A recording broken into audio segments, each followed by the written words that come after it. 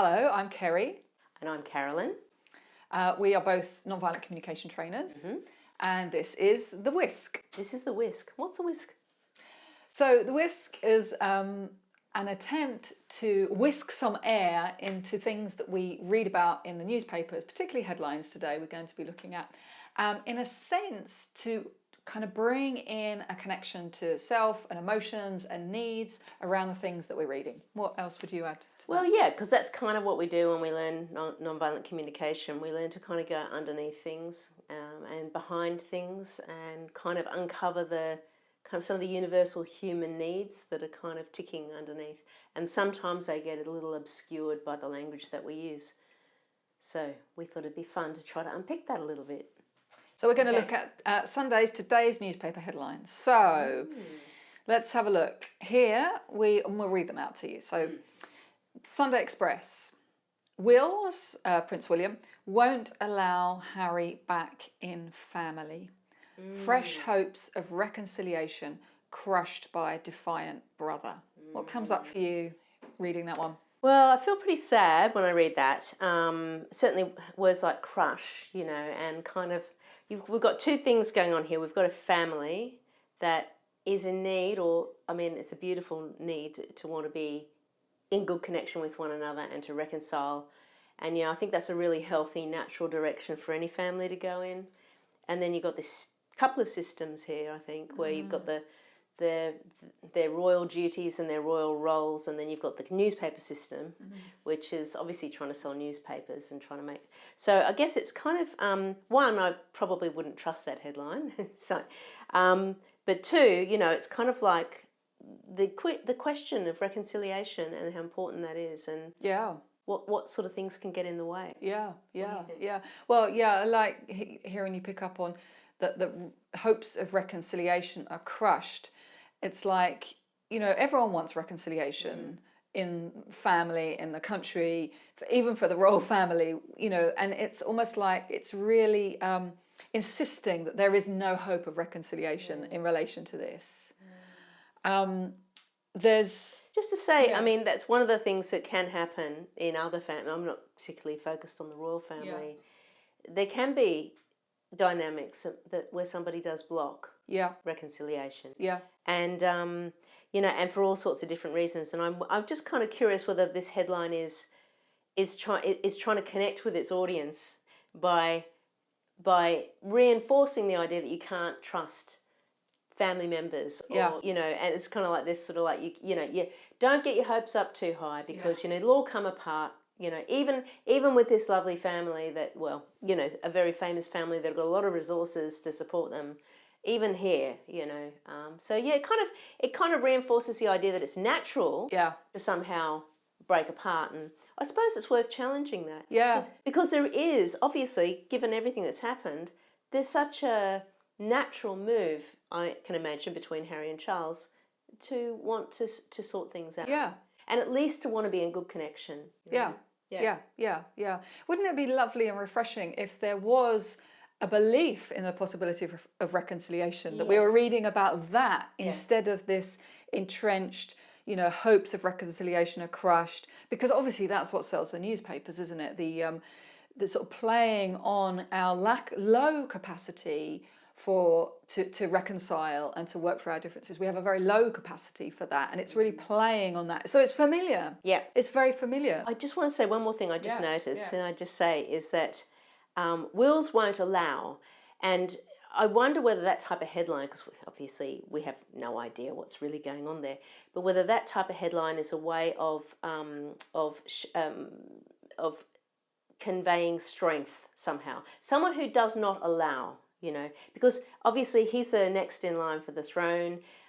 They may be wanting to shore up the public that he's potentially a strong leader, that kind of thing. So wills won't allow. It's kind of characterising wills. The way of making him a strong man is to make him someone who blocks. And I think it's interesting that those two things just get conflated. The strong man can block, and we talk about power over. That sort of that kind of idea that someone can actually get in the way. So that's nothing to do with wills. That's to do with the headline. That's to do with the headline, and that's to do with a valuing of power over. That's to do with a valuing of being strong, quote strong, of like not letting anyone mess you around, of showing who's boss. It's to do with that narrative. And it also reinforces the idea that if you're on the down end of that, there's nothing you can do about it. Right. That's just how it is. Yeah. Yeah. The older son can block. Yeah. Or the next in line can block. Yeah. And that, in your own family, there might be someone who we may have a belief can block. I suppose we could challenge that a little. Yeah. Nice. And also, I think there's a sense of I think an implicit sort of supporting of wills to not to block, to do this blocking, and also there's I think a narrative of deserving, that Harry doesn't deserve to be allowed back into the family because of what he's done. There's an implicit kind of critique of Harry and his wanting it both ways, wanting to have his freedom and autonomy, and also wanting to be part of the family and part of the country. Yeah, and it'd be interesting to see what both and might actually could actually be quite healthy. Yeah. Because obviously that's something that in NVC kind of reconciliation we're always working towards both and. Both and. Yeah. Working towards the needs. Okay, what's next? All right, so just flagging up that Mirror had a similar headline, No Way Back for Harry, and the Sun as well, Harry blocker. Yeah, immediately kind of casting that suspicion on this motive to possibly reconcile with his dad, which is a really beautiful thing. Yeah. And then to cast it in, as if it's something, turning something to his advantage. Right. Lack of trust. Yeah, lack of trust. Yeah. We can't trust him, you know. Yeah. It's interesting that those three papers all going with the royal story. Let's go to another one. Let's go to the Daily Mail. Okay. Mail on Sunday. Daily Mail on Sunday. So the headline here is Eco Zealots in plot to occupy homes of MPs. Gosh, what comes up for you when you read that? I'll just read the sub thing just to give a bit more information. Mail of Sunday investigation uncovers secret plan by Just Stop Oil, an offshoot of Extinction Rebellion, to cause nationwide chaos and sabotage general election. Gosh. Sabotage, zealots. Sabotage, zealots. There was something else down here. Secret plan. Yeah, secret plan. Yeah. Okay. What do you make of that? What comes up for you when you read that? Well, the word zealot really stands out. Occupy stands out as chaos and sabotage stand out. I mean, it's very sort of it's extreme language for a bunch of UK eco activists. Nationwide blitz. Interesting use of the word blitz there. I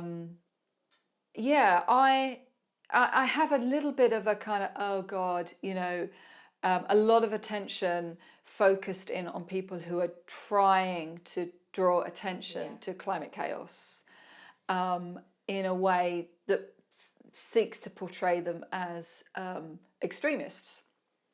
So, and I mean, I think the science is in, and we know that climate change is a real thing. And last year was the hottest year on record, and it was that reached the 1.5 degrees over industrial, which everybody was talking about in Paris a few years ago of trying to keep below.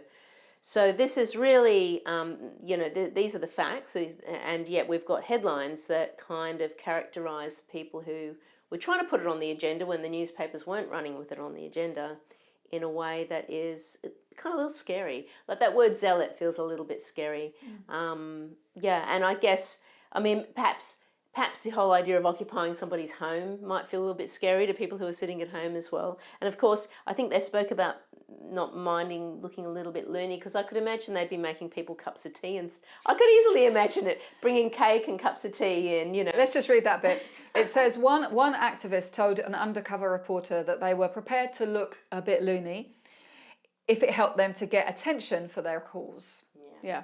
So, Yeah, so it has it learning. It kind of has a softer kind of energy to it, doesn't it? I don't know. There's the whole demonisation of the left, the loony left, and everything. yeah. It's really playing into decades of not allowing collectivist ideas any airspace in the media. Yeah.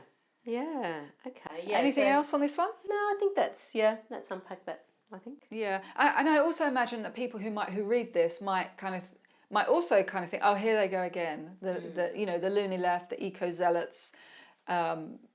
It's a very sort of othering device, whereas actually the chaos that may happen around the climate is going to affect everyone. Yeah, and it already is. Yeah. I mean, there's a lot of things going on, but yeah, it's like it's where we choose to put our focus. It's funny, isn't it? It's kind of a little crazy. Yeah. Okay. Yeah. Anyway, lots of contraction around that one. And I know that it'll be playing. People were frustrated that they couldn't get where they wanted to go when roads were being blocked, and so it taps into that kind of like we're trying to live. It's hard enough, So it's kind of playing into that and making it kind of sound a little frivolous or not terribly important or not really linked to something important. Yeah.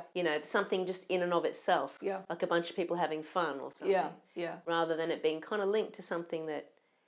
That's maybe hard for us to take in. It's maybe hard for us to really conceptualize what it means when the temperature rises. Yeah. And how what sort of impact that is having and will continue to have. Yeah. There's a lot, isn't there? We could talk more about that, but let's move on. Yeah. Let's move on to the next one. Okay. So the Observer.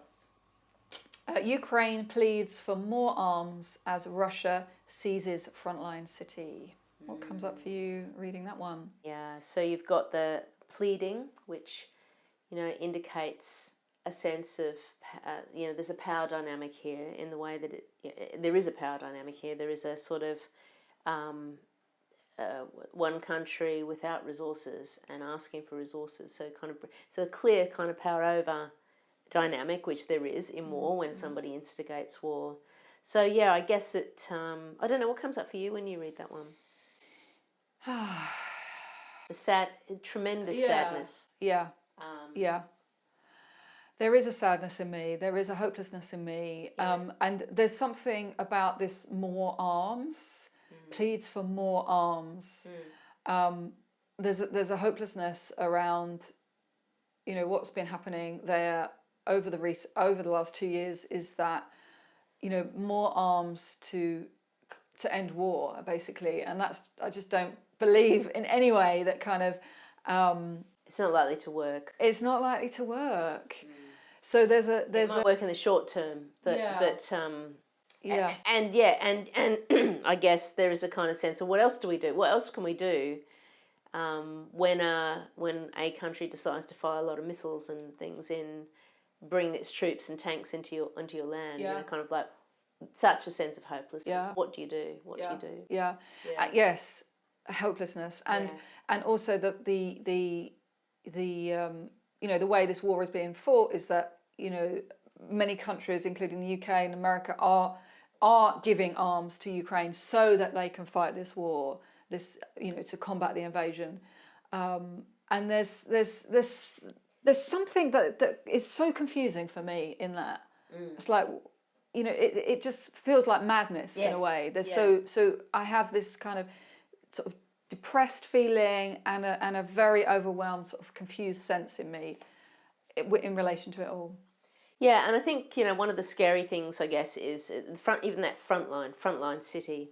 Russia sees as frontline city is the idea that there is a front line in terms of Europe, and there's a sort of like a lot of scaremongering and talk of I've heard Biden, I think, outrightly say, oh, it's worth investing in this because it is depleting the Russian military arsenal, So all of these people have to play out this terrible in these terrible conditions of war and killing one another in order to deplete the arsenal of a potential threat. Yeah. And the whole thing is absolutely mad, absolutely. And I know that everybody says that and everybody, and it kind of does make you wonder where, you know, where is the big investment in non-violence and how to do things differently? You know, why not put billions into that? Why not create universities that teach people that in every, you know, and